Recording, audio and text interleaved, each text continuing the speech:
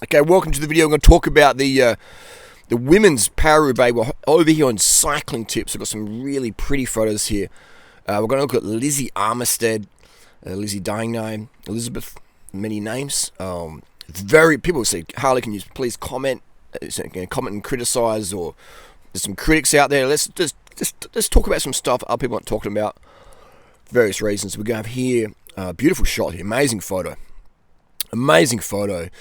You can see how lean she is, this girl, this female rider. I think she's about 32 years of age, and we've got a picture here of back in 2007. So this 2007 picture, you can see she's a bit heavier, still very slim, but you can see now in 2021, in this Roubaix, she's at the absolute limit of leanness, what would be, healthy. You wouldn't want to go lighter than this. You can see there's just not much body fat and fluid there at all. She would be on steroids at this point, and by steroids I mean contraceptive pill. This is my assumptions. This is just my opinion here, because most professional women out there, runners and cyclists, the pros, like the big name pros, take steroids. The main steroid they take is the contraceptive pill, estrogen, progesterone, etc., to shut down the ovulation cycle, which has some negative issues later in life, breast cancer, uterine cancer, etc. But the reason why it's so popular is what happens on race day if you get your period. What happens if you're like at the world champs and you get your period? You're getting PMS cramps. It's like bye-bye performance. So in my opinion, from based on women I've talked to, which I won't mention any names, most women take steroids to suppress ovulation. Now, there's pros and cons to that, but that, for a lot of women is a pro because they don't have to worry about PMS, etc. Now, then there's the other one out there where women train so much they don't have a period anymore, which is good as well in that perspective. They don't have to take the contraceptive pill, which shuts down ovulation. So you can shut down ovulation via a lot of training and low body fat, or the contraceptive pill. So it depends. So, what's Lizzie doing? I don't know. It's not really going to be talked about. Sponsors don't want to talk about that, understandably. But anyway, we can see she's very lean, and we can see she's wearing no gloves, which is, in my opinion, really, really stupid, because you got to have crashes. If you don't crash in Roubaix, you didn't do Roubaix, as they say. And so anyway, she's got her hands a bit cut open, a bit of chafing there, and when she crossed the line, she had blood on her hands, deep, dark red blood. It wasn't like light blood, and you can see some photos there on the bar tape, dark, rich blood. So she doesn't have anemia, which is evident because nobody's doing a solo breakaway for 80 kilometers, was it, at average speed of around 40k an hour with anemia. It's not possible. So to be a really good cyclist, you've got to be this skinny, and have a really high level of red blood cells. Many ways to do that, but you need to do that. You need to have the high red blood cells plus the low body weight, so you have the power and the low mass, which lets you do these flat solo breakaways. Let's talk about the tech. She's using, looks like 38mm rims. People are, why wouldn't you go like a 50 or a 60, just in the big dog all day? She's got the big dog 50 on there all day, compact crank, one wire. If it's crosswinds, you can see here, in the background here, the photos, looks a bit of wind there. It looks like a bit of tailwind potentially. But obviously, I've raced in Europe before. I've lived in Belgium and France, and I've actually ridden many of these cobbles. The crosswinds, you get crosswinds coming along. Bye-bye if you got deep dish wheels on a windy day. It's really going to be tough. Let's have a look at some photos here. We've got Marion Vos there, also looking very lean. You can just see the physiology here, just straight, just low body fat. Low body fat. Basically what happens is you basically, as a woman, as a female cyclist, you basically dissolve your breast tissue as your body fat goes to a certain percentage. You basically lose ovulation, you lose breast tissue, etc. So then it comes into the question of, like, health-wise, I would say it's then ethical for a female cyclist to take steroids to keep them in a healthy state. Bone density being one, because obviously being this skinny, your bone density is really at a risk there. So Voss there, we've got Lizzie. Here's a better photo. See this photo here, you think, wow, she looks really muscular. Look at that, look, her legs look really big. But if you compare her legs to the down tube, that's almost like 2.5 down tubes, and those down tubes are pretty skinny. They're like that. So her legs, you could put your hand around basically, but on that image there, it looks like, wow, she looks really muscular. But compared to the top one's what she really looks like. So this is the angle you want to use if you want to look more swole, but you can sort of see, look at the shoe. Basically, you got width of the shoe, and then you got the quad, and the quad is in front of the camera, so you can see she's really skinny, and her biceps are about as big as her wrists. So she's on the absolute limit skinniness. She's got great blood volume here. You can see she's got that really glow. Generally, this chick has a lot of glow, and that makes her a very good rider as well. She eats a pescatarian, vegan-ish, vegetarian-ish diet, which you can sort of tell because you're eating a lot of protein and fat. You're not going to look this lean and have that power. You look pudgy and fluffy. So you can see the women's here, just sketchy, and again, thinking with disc brakes, it's dangerous here with disc brakes because you're on a not cold, temperature doesn't matter too much, but you're on a slippery, wet, hard surface, and if you touch the brakes too much, front wheel just slides out and down you go. So rim brakes are definitely better in these conditions because at these speeds, a touch of brakes is catastrophic, as we see, just strung out there. You can still see a bit of wind, not too bad. But there, the cornfields look like they're getting cut down a bit. So there we go, there's a crash here. This girl here looks like she's about to crash, unless she's just stopping. But look at that, look at the body. These photos are amazing. Who took these photos? Cramon, you did a great job, Cramon. Look at that. That's just, where's she going to go here? Now, she's either going to save it, or she's about to flip over there and get a face full of carbon. And basically, as well, you crash these bikes, all these handlebars are going in the bin, pretty much. These bars won't be safe to be used again. If you got one-piece carbon bars and stem, or carbon bars in general, you crash, you should chuck them in the bin, unfortunately. That's why a lot of pros prefer alloy. Oh, she did crash. So that's before and after. These are fantastic. Aren't these amazing photos? And we hope no one got hurt here. As much as these photos are amazing to watch, we hope no one got hurt. Damn, these are great shots. Imagine just being there in front of you. Did they put oil on the cobble? Like, how do you get that? Imagine being the photographer. These are crashes that are right in front of you as you have your camera. That's like, how did that even happen? All these video stills, it's amazing. So gloves just make sense. Gloves make sense. And these cobbles are hard. So the risk of traumatic brain injury is very high. Another great shot here. Look at that, just on the back of the motorbike, just long lines, riding in the middle, where it's a little bit less bumpy. You can sort of see it's a bit more compacted here. But these cobbles are very old. You can also ride here on the outskirts as well. But yeah, it's very interesting. You see the men generally take up a bit more road. The women just want to follow the wheel in the front. But the men will pick their own lines. And there's an advantage to being out front by yourself because you can pick your own line, especially in these conditions where drafting is not going to be as important with tailwind, but having the right line and, just that's going to make a big difference. So yeah, you can see here, wow, carnage, absolute carnage. So you can see these girls here at the back are looking a bit bigger than Lizzie, still very slim, but you can just see the differences in body physiology. And again, you're going to have the DI2 group set. Once it gets crashed, it turns itself into crash recovery mode. How many women know how to put, or not how many women, how many men, how many riders who have DI2 know how to put their bike out of crash recovery mode? And this seat here looks a bit bent to the right here. But yeah, she's got her sunnies down there. She's got a bit of horse cow shit, and that's another thing with gloves as well. Like, you cut your hands open, you get full of septicemia from horse dung or cow dung. It's not so good. And yeah, she's looking like, what am I doing here? Which is pretty normal. And she's got her mouth closed. Lizzie's got her mouth closed, arms flexed, and just look at the glycogen partitioning the legs. Look at her leg there. It's just pumped full of sugar. That glycogen, they're looking bulbous, not looking flat. Her bicep, just full of glycogen. That separation there, just on point, but needs some gloves. Look at that mouth closed, lean face. You can even from this photo angle, you can see the definition in the face. It's a very zygomatic cheek. Just the chest there. You can see the ribs. It's just, you can just see the small spatial shoulder there. The gaps there. It's just boom. And that jersey looks like it's cut pretty well. It zips up, but there's a gap there to actually breathe. A lot of jerseys, it's too up here and you can't breathe as much. So whoever made this jersey looks like it's custom fit to Lizzie, and it looks very comfortable. Boa dials in the shoes.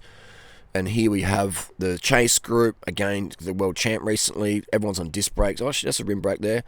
So your rim brakes would definitely be advantage today, because disc brakes, man, I mean, a lot of people haven't ridden disc brakes in mud with a skinny tyre. It is sketch city. You basically can't really touch the brakes in this mud, because if you do, you're probably going to be going down. And with disc brakes, you just grab too much brake so easy, because the modulation is not there. It's on or off with disc brakes, especially at this speed when you're going that close. But with the rim brakes in the mud, you grab it and it's like, it's more of a slower grab. So in a situation like this, it's better. So the girl here a bit bigger behind. But yeah, isn't it amazing that skinny Lizzie, little Lizzie, is just out the front on her own, driving it on the Domane 1x. So another shot here. Ellen van Dijk from Dutch. That's a very Dutch name, isn't it? I'm assuming she's Dutch. Ellen van Dijk. Doesn't get more Dutch than that. Maybe Anna van der Breggen. Amazing photos here. Aren't these great photos? Wow. The temperature of the day looks like a bit cold as well. Everyone's rugged up, beanies, so you can see that it's a great day for really pushing hard. A good day for a solo brake. Chance of overheating, not so much. So it looks like it's a bit windy. People got their hoods on, so great day for a solo brake. What's going on here? Wow, that's a good shot, isn't it? Oh, these photos are incredible. Who took that one? Roubaix Images. Wow, look at that slide, man. Again, that's the danger with disc brakes. You're going to see a lot of sliding in the men's. It's going to be absolute chaos. Look at that, like just sliding. That's the danger of disc brakes like that, just sliding around. There's too much power in the rotor for such a skinny tyre on a slippery surface. This is where you want your brakes to have less power. Another photo here. Looks like the German champion. Again, this rider here, you can see she's got a bit more body fat and fluid on her. Still, it could probably drop her another 5 kilos maybe. If that works for her, maybe not. Maybe she did Lizzie's diet, the vegan, vegetarian, low fat thing. She could definitely do Lizzie's program. But yeah, disc brake right there. Amazing photos. Oh, look at that. Damn, these are crisp and clear, aren't they? Roubaix Images done really well. These are great photos. Look at that action. Just get behind the scenes. Look at some hay bales there. Some slow ball changes of disc brakes. Here we go. Look at this photo. Damn, this is good. These are incredible photos. This is epic. Whoever done this, I can't believe how good these photos are. The world champ in the mud. Look at that. And this mud stinks, man. It's full of cow shit and corn fertilizer and pollution. It's grimy mud, man. It's just grimy mud, and you got that clean, crisp first race after world champs, and it's just you got your mud on the jersey. It's like a christening, isn't it? And again with road shoes, these road shoes, getting back on the bike, this is where mountain bike shoes would be a great idea, because you're gonna get the cleat pack full of mud and then trying to get back on, get back in the group. Could be really tough. It looks like she's having some issues clipping in there, understandably. That's where mountain bike shoes would be the go. You see the tyre width is almost like a 28 or a 30, and that mud on the bum, it's going to be cold and wet and grimy and greasy, and that's just part of pro cycling. This is the glamour here that is often unlooked at. This is what a great photo. There's a reflection in the photos here. Artsy. You can see some more lean girls here, just again really low body fat. Low body fat here the women have compared to 10-15 years ago. The body fat's really low. Eating disorders, I guess, would be pretty prevalent here. This girl here, looking a bit bigger. But yeah, it goes, isn't it amazing how the differences in women's physiology, like if you're a male cyclist and, you have more of a healthy, robust element to you, you'd get, your team would probably sack you pretty quick, or it'd be like, hey man, like Jan Ulrich, you're getting fat. Like, isn't that amazing, isn't it? If you're a woman, you're a bit over, or a healthy weight, we should say, that's okay. But if you're a man and you're at a healthy weight, like remember Jan Ulrich, how the media would blast him, they'd put fat Jan on the covers of magazines or articles and say, look how fat Jan is. But if you're a woman and a cyclist and you're a little bit over, that's okay. No, media's not going to roast you. But if you're a man, you're going to get roasted. You're going to get absolutely roasted. So that's where the double standards is there. That's fine. But look, here we go. Back into Lizzie. Look how lean that is. She obviously she's breathing out here, because when you breathe in, so she's breathing out. So when you breathe in, your gut comes in. When you breathe out, your gut's going in. So yeah, she's not holding it for the camera. That's just the perfect time on the breath. But remember Jan Ulrich, they used to take the pictures of Jan Ulrich when his gut was hanging out, because he's breathing in and his gut goes out, and they go, look how fat Jan Ulrich is. Isn't he a disgrace, so to say? So it's interesting times. So women often complain that they're director sporty, so put a lot of emphasis on weight. But it's cycling. But again, if you're a man and you're a bit heavier, a bit porky, you will get blasted on in the cycling forums, everything. You get memed, but as a woman, you won't. Okay, so it's okay, girls, relax. You don't have as much pressure as the male riders do. So don't expect as much pay as the male riders do, because you don't have to ride the distances and you don't have the pressures and expectations. You can definitely be a female pro cyclist without drugs quite easily, but to be a good male rider without drugs, that's another question, isn't it? So the pressures of men is a lot higher than in women. Great photo here. Marianne Vos really on the limit now, really wanting to win. Look at that. Look at the drive in the face. Like, you can just the energy here. Let's go back up to Marianne here. Look at that energy here. You know what I mean? She is like Terminator style on the gas, on the limit, just really, really just going for it. Levers pointed in a little bit, just really going for it. Mountain bike, cross champion, going for it. And another great photo here. Cannondale, the world champ bike. Heaviest Super 6 ever. This Super 6 is heavier than the 2008 model. Isn't that crazy? Good compact bars there. Those bars look like very comfortable. Good hood positioning. Fantastic. It was like an Ultegra group set on that one. That's all you need. She won it on Ultegra. That's all you need, guys and girls. Very lean as well. You can sort of see she's looking pretty lean. Probably a little bit leaner, but lean enough. And it's just women's cycling. You don't have to be too stripped and ripped unless you want to win out the front with an 80k breakaway. And shallow section rims here. Shallow section rims for Marianne Vos. She knows what she's doing. And a great photo here. Look at that. Fantastic photo. All the photographers lined up there. Marianne, give us a smile. The pearly whites. Lizzie there. Different lighting here. Maybe a bit of a LUT. She looks a bit more paler here. On that Trek de Marne. Yeah, great shots there. Fantastic images. Wow. And again, you can see just the stripped off body fat here. It would be, to have a period at this low level of body fat, you'd be a bit of an outlier. So, be a bit of an outlier, which again can lower your estrogen level, which can cause, hip fractures, bone fractures quite easily, because you do have low estrogen, and we know we need estrogen for bone health. So, that's amazing? You take the contraceptive pill, stop ovulating to something in a period, but then, you get estrogen, so it's an advantage. So the women who suppress their estrogen cycle or ovulation cycle via steroids will be an advantage, because they'll still be getting the estrogen and progestin to have bone density, whereas the girls who just suppress their ovulation menstrual cycle via a lot of training and low body fat won't have that estrogen protection there. So you do or you're not, you're damned either way. And great photo here. You can see the tan there, the glow, and just the happy face, like just looking like, you can see a bit of blood there on the hands, just looking like ready to roll. She's looking, well, what did we just do? But yeah, look at those legs there, tight and full of sugar. Just but then here we can see the skinniness of it, how tiny she is. Like, look at that thigh gap. It's like you put a kneecap through there. She's very, very slight. She's looking like sub 50 kilos. Skin looks good. She's got the glow going on there. But yeah, just looking like super, like a Kate Moss almost style. But she's just done an 80k solo breakaway with an average speed of 40k an hour around abouts on a relatively heavy bike. I guess maybe had a bit of a tailwind, but again, it's zigzagging around.